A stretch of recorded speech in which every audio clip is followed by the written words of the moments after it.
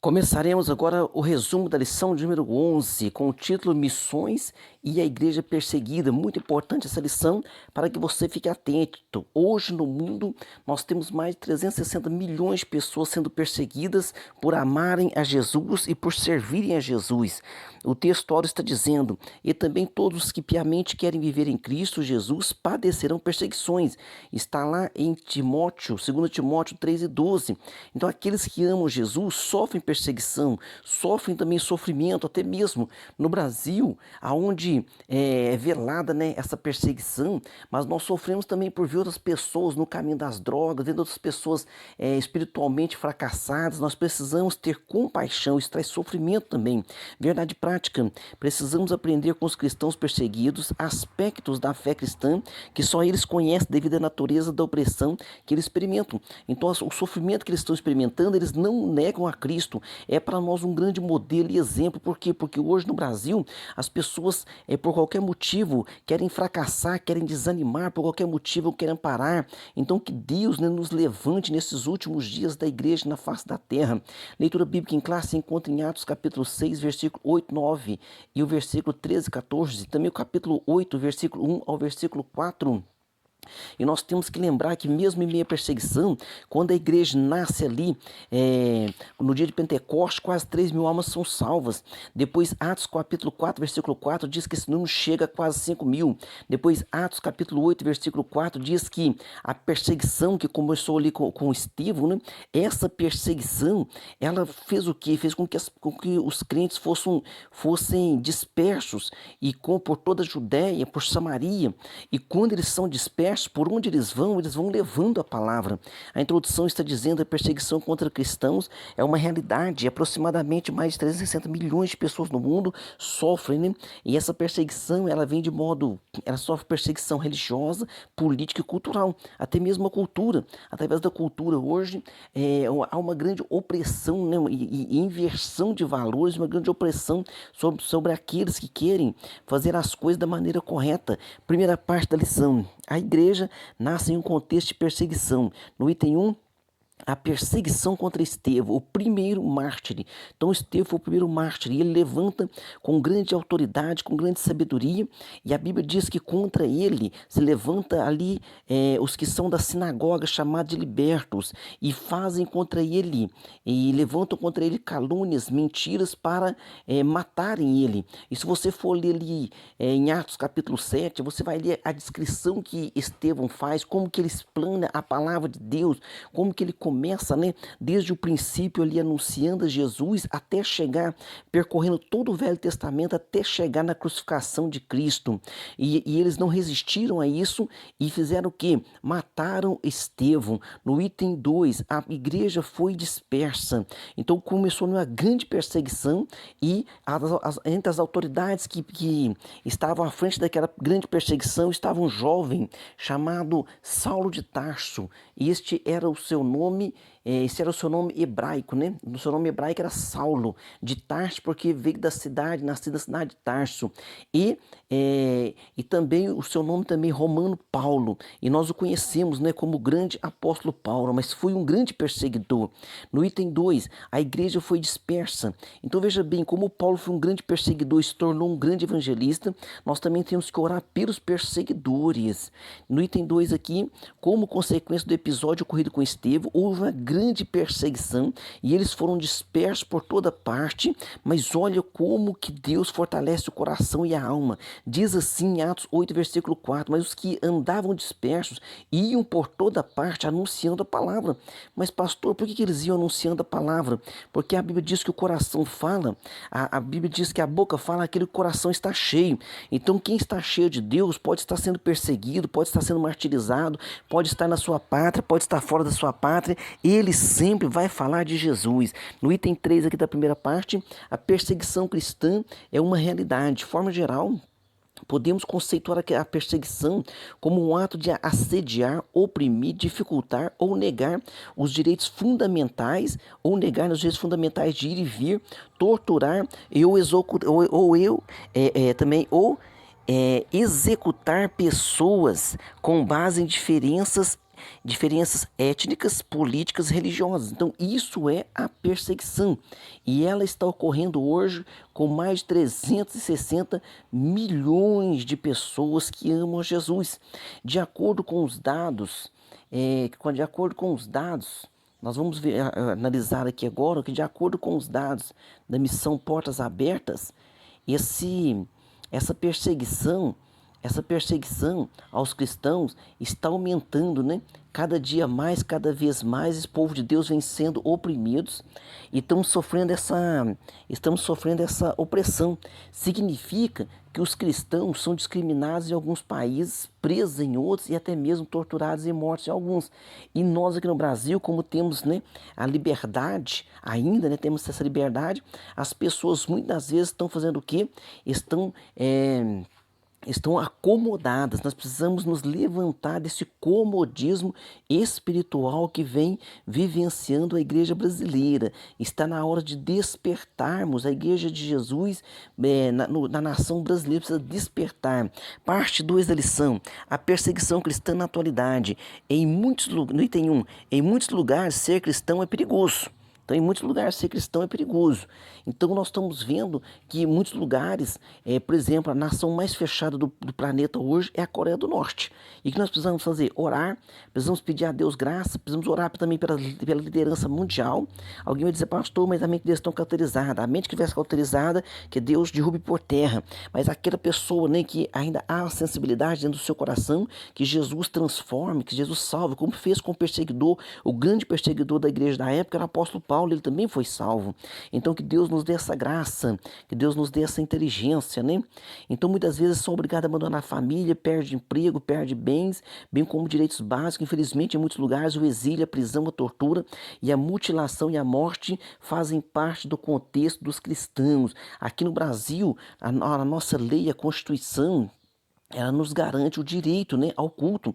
E isso está na Constituição, no artigo 5º, inciso 6 da Constituição Federal, onde diz assim, ó, é inviolável a liberdade de consciência e de crença, sendo assegurado o livre exercício dos cultos religiosos e garantida na forma da lei a proteção dos lugares de culto e suas liturgias. Então, isso é garantido por lei a cada um de nós, mas mesmo assim nós temos que estar vigilantes, temos que estar atentos, né? Por quê? Porque há muitos movimentos, há muitas leis também no nosso Congresso Nacional que querem, né, limitar ou diminuir ou até mesmo cessar a voz daqueles que anunciam ao Senhor Jesus Cristo. No item 2 aqui da segunda parte, Coreia do Norte é a nação mais fechada ao Evangelho. Então, segundo a classificação do portal Missão Portas Abertas, a Coreia do Norte é o país mais fechado ao Evangelho e é uma nação hoje, né? Uma nação hoje que está vivendo uma grande miséria. Mais de 3 milhões de pessoas ali morreram por fome e ali há missionários pregando lá dentro e correndo um sério risco de suas vidas. Outros estão presos lá sendo torturados e nós precisamos orar para que haja o quê? Salvação, para que haja salvação. Também da liderança. Então vamos orar também para que aquele que está lá, né, que é o ditador que está lá à frente daquela nação, que ele seja também convertido. A Coreia do Norte de um lado e tem essa grande obscuridade, e a Coreia do Sul do outro lado, onde há liberdade, onde as maiores igrejas evangélicas do planeta, né, nasceram ali, se estabeleceram. Hoje nós estamos vendo também que é uma nação que está se desviando dos caminhos do Senhor.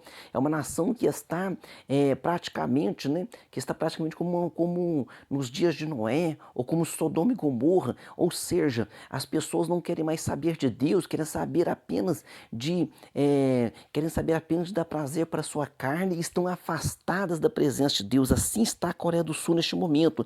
Então precisamos orar pela Coreia do Norte, mas também precisamos orar pela Coreia do Sul. Na parte 3 aqui da nossa lição, como ajudar a igreja a perceber, como ajudar. No item 1, conhecer a gravidade da situação. Então, infelizmente, não é tão fácil ter acesso a informações de qualidade. Então, a a mídia mundial, né, de certa forma, a mídia mundial, ela não se interessa por este assunto. E nós precisamos, então, pedir a Deus, né, graça para que aquelas pessoas que estão trabalhando, né, neste aspecto para trazer informações, para trazer dados. Nós temos alguns sites muito importantes, está aqui, ó, guarde bem esses sites, esteja interagindo com esses sites. Sename, também outro site, Missões Portas Abertas, e outro site, Voz dos Mártires. Então que nós possamos orar para as pessoas que estão empenhadas. E Hebreus capítulo 3, versículo 13 diz assim, ó: lembrai-vos dos presos, como se estivesseis presos com eles, e dos maltratados, como sendo vós mesmo também no corpo. E alguém vai perguntar: pastor, por que será que esse versículo nos orienta a lembrar dos maltratados, a lembrar desses perseguidos? Porque quando você lembra, você ora, você dá a oportunidade ao Espírito Santo de sensibilizar a sua alma, e você será um contribuinte, um ajudante, um intercessor, aquele que ora. E quem sabe, né, entre nós, Deus levante entre nós também pessoas para ir ao campo missionário. Então, item 2, ore pela igreja perseguida. Devemos orar pelos cristãos perseguidos e pelos missionários desse contexto. Ora, a Bíblia nos ensina, e a Bíblia é bem clara, né, ensinar.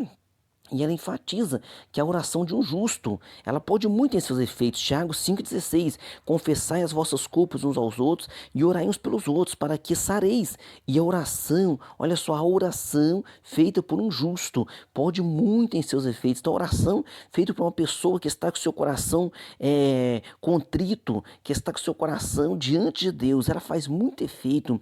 Por isso, ore pelos cristãos perseguidos, para que eles tenham coragem, não desanimes, né? Para que a palavra de Deus ali em Efésios capítulo 6, que a armadura de Deus esteja sobre a vida deles, fortalecendo. Ore pela proteção, ore por proteção de suas vidas, famílias e comunidades. Ore também pelos perseguidos, pelos perseguidores, né? Pelos perseguidores, para que Deus converta essas pessoas. E nós precisamos entender que esses perseguidores também, né, são almas que precisam da misericórdia de Deus, e nós precisamos orar nesse sentido. Quem sabe muitos desses aí vão se converter e vão entregar sua alma ao Senhor Jesus, e farão pela sua nação também grandes obras, como fez o apóstolo Paulo. No item 3 da terceira parte, se envolva com a causa da igreja perseguida. Quando nos dispomos a orar pelos cristãos perseguidos, já começamos a nos envolver com essa causa e ficamos mais sensíveis à voz do Espírito Santo, e acabamos o quê? Acabamos ajudando mais a obra do Senhor Jesus Cristo de maneira direta e efetiva. Então, que Deus ilumine a cada um de nós e nos levante nesses últimos dias com essa autoridade, com esse entendimento, com essa conscientização, para que nós possamos sair dessa zona de conforto. Então, tem uma zona de conforto no coração do ser humano que deixa ele como que paralisado, que deixa ele como que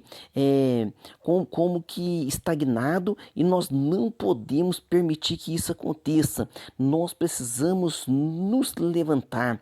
As histórias dos cristãos perseguidos revelam uma dimensão de fé que muitos cristãos atuais, principalmente no Ocidente, desconhecem. Quando você lê as perseguições que Paulo passou, tudo que ele sofreu, há um grande despertamento para nossas vidas. Conclusão: infelizmente, há lugares que cristãos são mortos por causa da sua fé em Jesus. Isso mesmo, em pleno século XXI, pessoas são mortas por causa de Jesus, em nome de ideologias satânicas, né? Por quê? Porque elas se sentem ameaçadas por causa do fundamento da fé cristã. Oremos para que os nossos irmãos perseguidos permaneçam sempre firmes, e que aqueles perseguidores se convertam, e que eles tenham liberdade de culto e possam prosperar sempre na presença do Senhor. Amém? Vamos para as nossas perguntas. Perguntas de número 1. Quem foi o primeiro mártir da igreja? Atos capítulo 7, primeiro mártir da igreja foi Estevão. Pergunta 2, como podemos conceituar a perseguição? Como nós podemos conceituar? De que maneira, né, que nós podemos conceituar a perseguição? Então, ela é conceituada como um ato de assediar, oprimir, dificultar ou negar os direitos fundamentais de ir e vir, torturar e ou executar pessoas com base em diferenças étnicas, políticas e religiosas. Pergunta 3, o que a Constituição Federal nos garante sobre liberdade de culto? Então, no artigo 5º, inciso 6º, diz assim: é inviolável a liberdade de consciência e de crença, sendo assegurado o livre exercício dos cultos religiosos religiosos e garantida na forma da lei a proteção aos locais de culto e suas liturgias. Então está na nossa Constituição. Pergunta 4. Qual é o país mais fechado ao Evangelho? Coreia do Norte.